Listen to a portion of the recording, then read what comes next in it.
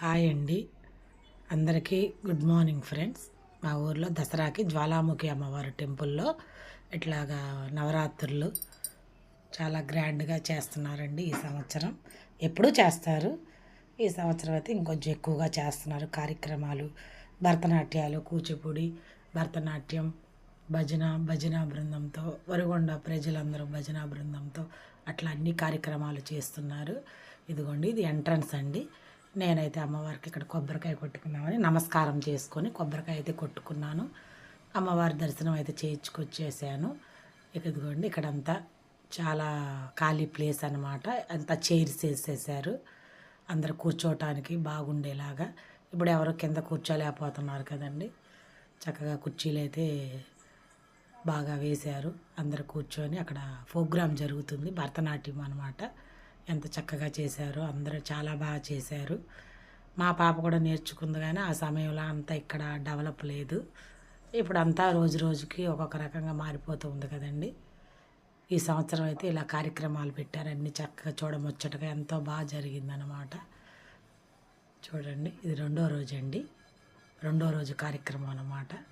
నవరాత్రి రెండో రోజు అమ్మవారికి పూలాలంకారం అన్నీ చేశారు. కాకపోతే వీడియో తీయకూడదని నేను తీయలేదు అమ్మవారిని. చాలా బాగున్నారు. ఇదిగోండి, నెల్లూరు నుంచి వచ్చారు వీళ్ళు, చాలా చక్కగా చేశారు. చక్కగా పిల్లలు వాళ్ళకి లాస్ట్లో ఆ గుడి ధర్మకర్త గారు వాళ్ళు చిన్న చిన్న గిఫ్ట్లు కూడా ఇచ్చారు. చాలా బాగా చేశారు. అన్ని సాంగులకి చేశారనమాట. కాలభైరవ అష్టకానికి, అమ్మవారికి, రాజరాజేశ్వరి అమ్మవారికి పిల్లలు చక్కగా చేశారు. అట్లాగైతే ఈ సంవత్సరం బాగా జరిగిందండి. మేము కూడా ఫస్ట్ రోజు అయితే ఏమి వెళ్ళలేదండి, పిల్లలు వచ్చారు, నాకు కూడా ఇంట్లో సరిపోతుంది. కుదిరినప్పుడు తప్పకుండా వెళ్తాను అమ్మవారి దర్శనం చేసుకోవటానికి. ఇలాంటి సందర్భాల్లో ఇంకా అసలు నాకు కుదరకుండా అయిపోతుంది, కానీ వీలు చేసుకొని అమ్మవారు ఎట్లాగొట్లాగా నన్ను రప్పించుకుంటారు. అసలు ఈరోజు కూడా వెళ్ళేదాన్ని కాదు, ఇంకా డ్యాన్స్ ప్రోగ్రామ్ ఉన్నాయంటే మా పాప వాళ్ళ మేడం అనుకొని మా పాప వెళ్ళాలని అనింది, అందుకని వెళ్ళామన్నమాట. మా పిల్లలు అందరం వెళ్ళాము, మా వారు తీసుకెళ్ళారు.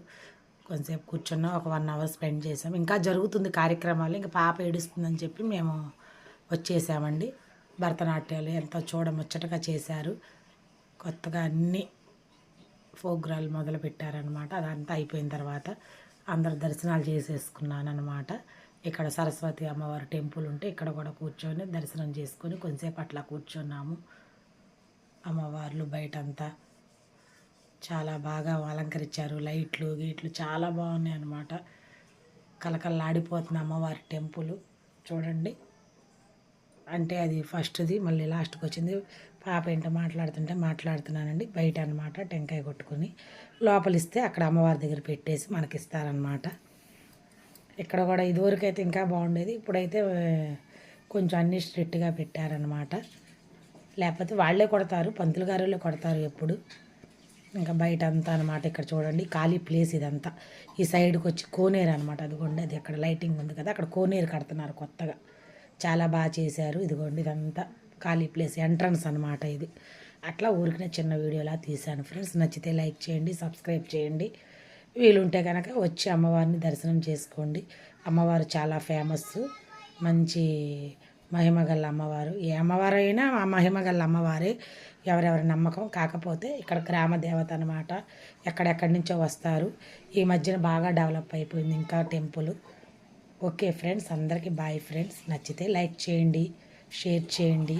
Okay friends, bye.